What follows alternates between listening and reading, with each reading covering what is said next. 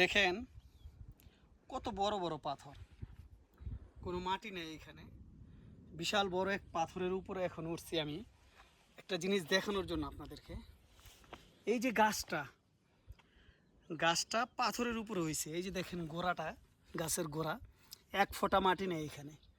কত বড় একটা গাছ হয়েছে। এটা হচ্ছে, এগুলো দেখলে আল্লাহর প্রতি বিশ্বাস আপনারা আরও বেড়ে যাবে, ইমান আরও মজবুত হবে, যে আল্লাহ চাইলে কি না পারে।